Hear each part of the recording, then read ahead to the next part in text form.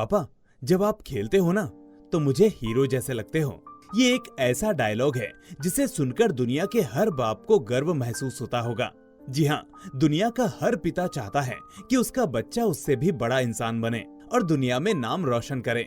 लेकिन क्या आपने कभी सुना है एक बेटे की वजह से उसके पापा का नाम पूरी दुनिया में होता है? जी हाँ, आज हम लेकर आए हैं एक ऐसी फिल्म की कहानी जिसे सुनकर आपके रोंगटे खड़े हो जाएंगे। इस फिल्म में एक ऐसे इंसान की कहानी है जो आधी उम्र के बाद सफलता की सीढ़ियों पर चढ़ता है और केवल अपने बेटे की बदौलत वो अपने बेटे की खातिर हाथ में बल्ला पकड़ता है और 40 साल की उम्र में खेल की दुनिया में नाम रोशन करता है। ये उतार चढ़ाव वाली फिल्म है जिसका मुख्य आधार इमोशंस हैं। ये इमोशंस आपको प्रेरित करते हैं, सहानुभूति जगाते हैं और आंखों में आंसू भी लाते हैं। इसमें इतने सारे इमोशनल सीन्स हैं जो दिल पर असर छोड़ने में कामयाब हो जाते हैं। आपको सुनकर आश्चर्य होगा कि ये फिल्म इतनी सफल हुई कि इसने कुल 9 अवार्ड्स अपने नाम कर लिए, जिसमें best feature film, best editing, best director, best music director, best cinematographer जैसे अवार्ड्स शामिल हैं। आप सोच रहे होंगे कि आखिर ये फिल्म कौन सी है, तो थोड़ा धैर्य रखें। आगे हम इस फिल्म का नाम और इसकी कहानी के बारे में विस्तार से बताएंगे।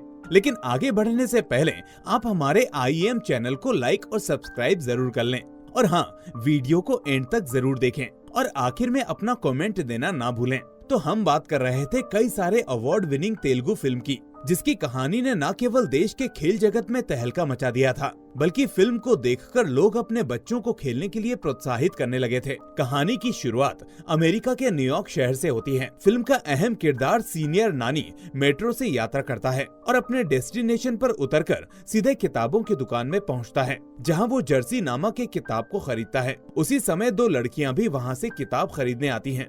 जर्सी एक मोटिवेशनल किताब होती है जिसने पूरी दुनिया में धूम मचा रखी थी, लेकिन उन लड़कियों को वो किताब उस दुकान में नहीं मिलती क्योंकि आखिरी किताब को सीनियर नानी ने ले ली थी। और ये जानकर सीनियर नानी उन लड़कियों के पीछे भागते हुए जाता है और अपनी किताब को उन लड़कियों को दे देता है। तब उन लड़कियों को पता चलता है कि जर्सी किताब पर जो तस्वीर छपी है वो सीनियर नानी के पापा की थी। तभी सीनियर नानी को भारत से फोन आता है कि उसके पापा अर्जुन के सम्मान में BCCI द्वारा भारत में एक बड़ा आयोजन किया गया है जिसमें उसे शामिल होना है। यहीं से फिल्म की कहानी मोड़ लेती है। सीनियर नानी भारत में आयोजित BCCI के समारोह में अपनी मां सारा के साथ शामिल होता है। समारोह में उनके पिता के मित्र, BCCI के अधिकारी और पूर्व क्रिकेटर मौजूद होते हैं। सीनियर नानी को मंच पर बुलाया जाता है। मंच पर पहुंचते ही उसे एक गिफ्ट दिया जाता है। जब वो गिफ्ट को खोलता है तो उसमें भारतीय क्रिकेट टीम की जर्सी होती है। सीनियर नानी उस जर्सी को देखकर भावुक हो जाता है और वहां उपस्थित लोगों को जर्सी के पीछे की कहानी सुनाता है। यहीं से फिल्म फ्लैशबैक की तरफ पहुंच जाती है। 1986 की दुनिया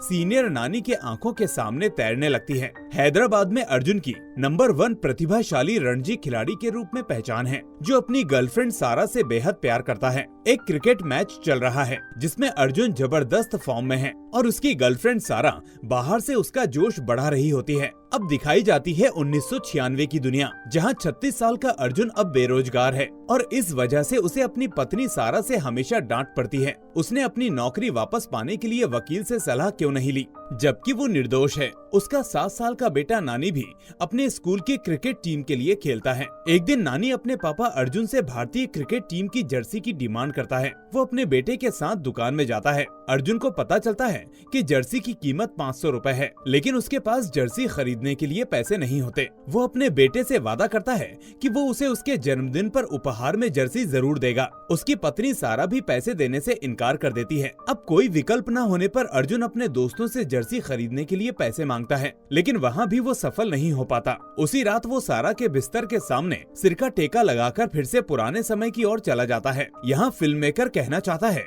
कि माँ से तो हम अपने प्यार और लड़कपन का इजहार कर लेते हैं, लेकिन पिता से उतना खुलकर जाहिर नहीं कर पाते। लेकिन हर बच्चे की नजर में पापा ही उनके लिए सुपर हीरो होते हैं। एक ऐसे सुपर हीरो जो किसी बैटमैन या स्पाइडरमैन की तरह हवा में उड़ते नहीं हैं। उनके पास कोई सुपर पावर नहीं होती, लेकिन फिर भी हमारी सारी इच्छाएं झट से पूरी कर देते हैं। अब आइए चलते हैं 1986 की उसी दुनिया में, जब वो सारा के प्यार में पागल था। उसी दौरान एक खिलाड़ी सारा को देखकर टॉन्ट मारता है। तभी अर्जुन उसके साथ भिड़ जाता है और उसकी जमकर पिटाई करता है। ये देखकर सारा बहुत खुश होती है। उसी दौरान अर्जुन मैदान में जमकर छक्के और चौके लगाता है। क्रिकेट कोच अर्जुन के इस टैलेंट से बहुत प्रभावित होते हैं। उधर अर्जुन की एक पल में दुनिया बदल जाती है। सारा उसे शादी के लिए फोर्स कर रही होती है। एक रेस्टोरेंट में सारा उसे शादी के लिए उसके पापा से बात करने को कहती है। अब अर्जुन मान जाता है और अपने क्रिकेट कोच मूर्ति के साथ सारा के घर जाता है। वहाँ सारा के पिता दूसरे धर्म का हवाला देकर शादी से इनकार कर देते हैं। ये सुनकर सारा बहुत दुखी होती है। अर्जुन सारा के घर से चला जाता है। हालांकि इस दौरान कोच मूर्ति सारा के पिता को बहुत समझाने की कोशिश करते हैं, पर बात नहीं बनती। यहाँ निर्देशक ने समाज की संकीर्ण विचारधारा को प्रकट करने की कोशिश की है। आज के मॉडर्न युग में भी पढ़े लिखे लोग धर्म और जाति के नाम पर दो प्रेमियों को मिलने से रोकते हैं। सारा के पिता का व्यक्तित्व इसी दृश्य में झलकता है। जब बात नहीं बनती तब अर्जुन और सारा कोर्ट मैरिज कर लेते हैं। इसी दौरान अर्जुन का क्रिकेट से मोह तब भंग हो जाता है जब उसका चयन भारतीय टीम में गंदी राजनीति के कारण नहीं हो पाता। उसे खेलने से बार बार मना कर दिया जाता है। शादी के बाद अर्जुन भी क्रिकेट को अलविदा कह देता है और एक नौकरी ज्वाइन कर लेता है। यहीं से फिल्म की कहानी अलग मोड़ लेती है। अर्जुन क्रिकेट खेलना छोड़ देता है और उसे सरकारी नौकरी खेल कोटे के तहत मिल जाती है, लेकिन रिश्वतखोरी का आरोप लगने के बाद वो इस नौकरी से भी हाथ धो बैठता है। यहाँ भ्रष्टाचार पर फोकस किया गया है कि कैसे एक खिलाड़ी रिश्वत के जाल में फंस जाता है। अगर किसी देश के लोग भ्रष्ट हो जाएं या किसी देश की सरकार भ्रष्ट हो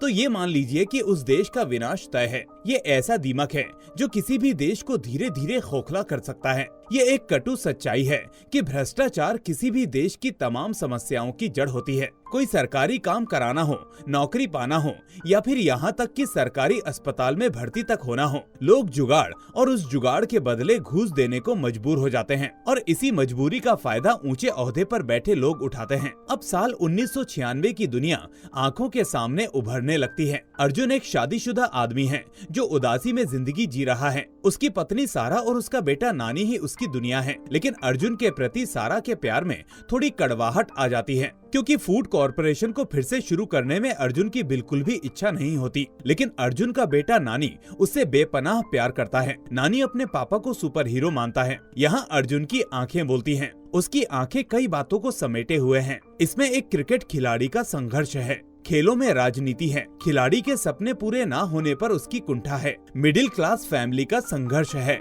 नाकामी से कामयाब होने का सफर है, पति पत्नी, पिता पुत्र और कोच खिलाड़ी के रिश्तों को भी अर्जुन की आंखों में रेखांकित किया गया है। एक सफल व्यक्ति खुद और परिवार के लिए कितना बड़ा तनाव बन जाता है, लोगों का उसके प्रति कैसे नजरिया बदल जाता है, ये सब बातें अर्जुन की आंखों में तैर रही होती हैं। अब फिर से अर्जुन की किस्मत नया मोड़ लेती है। पूर्व कोच मूर्ति अर्जुन को फिर से क्रिकेट खेलने का ऑफर देते हैं। हैदराबाद टीम और न्यूजीलैंड के बीच आयोजित एक मैच में वो अर्जुन को मैच फीस के तौर पर 1000 रुपए देने का वादा करते हैं। अपने बेटे के लिए अर्जुन दोबारा मैदान में उतरने का फैसला करता है। अर्जुन मैच खेलता है और मैच में शानदार प्रदर्शन करता है, लेकिन जीत हासिल करने से चूक जाता है। बाद में उसे पता चलता है कि चैरिटी मैच होने के कारण कोई मैच फीस नहीं मिलने वाली है। जब अर्जुन अपने बेटे नानी के साथ घर लौट रहा होता है तो नानी जर्सी की जिद करने लगता है, तो अर्जुन झल्लाहट में उसे थप्पड़ मार देता है। उधर घर में पर्स से पैसे निकालते हुए सारा अर्जुन को देख लेती है और सारा के हाथों उसे थप्पड़ मिलती है।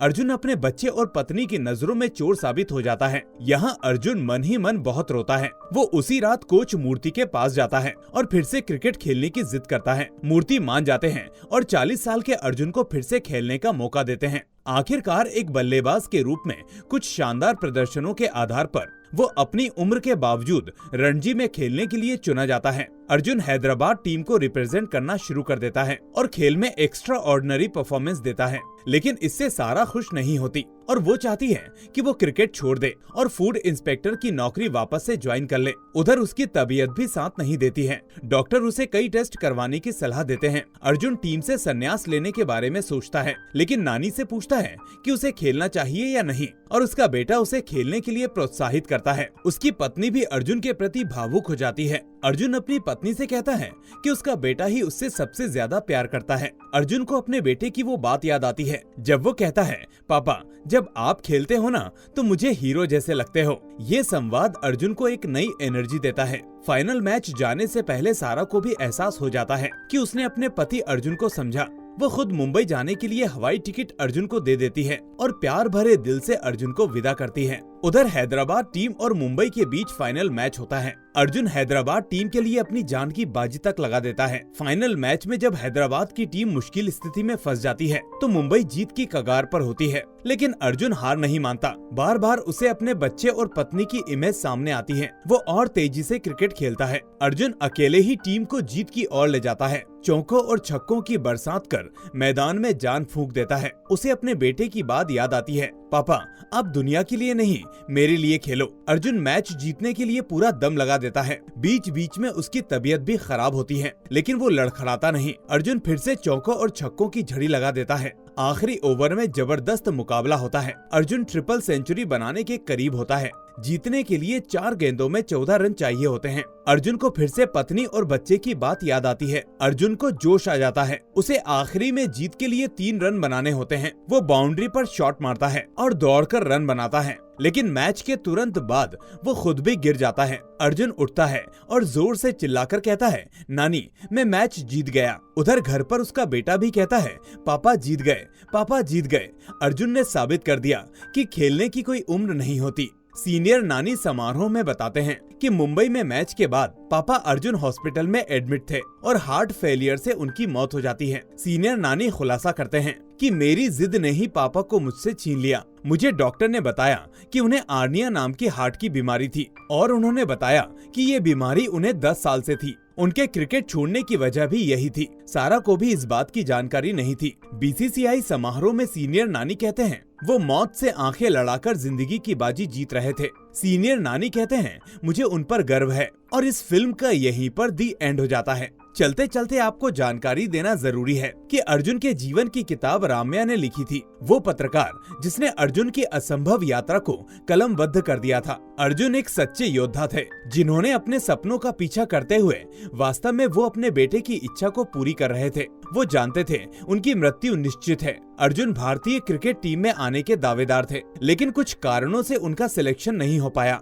इस तेलुगु फिल्म को 2019 में बेस्ट फीचर फिल्म तेलुगु और बेस्ट एडिटिंग का राष्ट्रीय पुरस्कार भी मिल चुका है। क्लाइमेक्स में ट्विस्ट दिए गए हैं और ये इमोशनल कर देते हैं। कुछ दृश्य बहुत अच्छे बन पड़े हैं, खास तौर पर अर्जुन और मूर्ति के बीच का सीन। और आखिरी में आपको एक बहुत ही खास बात से रूबरू कराते हैं। पापा के ऊपर इस बात की भी जिम्मेदारी रहती है कि बच्चों की उनसे बहुत सी आकांक्षाएं हैं जो उन्हें पूरी करनी है, और साथ ही जिसे देखकर बच्चे हर मुश्किल से पार पाना सीख सकें। बच्चे पापा को रोल मॉडल की तरह देखते हैं और पापा बच्चों के लिए एक अच्छा रोल मॉडल बनने के लिए अपनी जी जान लगा देते हैं। जब भी पापा के साथ कहीं जाकर उनसे कुछ मांगा जाए तो पापा बच्चों को जो चाहे दिला देते हैं, लेकिन अपने लिए कुछ नहीं लेते। ये एक बार की नहीं बल्कि हर बार की बात है। पापा अगर 900 के जूते लेते हैं तो बच्चों को 2000 के पहनाते हैं। उनका ये निस्वार्थपन ही उन्हें सबसे अलग बनाता है। यही बात अर्जुन में भी थी। उसने जाते जाते भी अपने बच्चे को बहुत बड़ी सीख दे गया।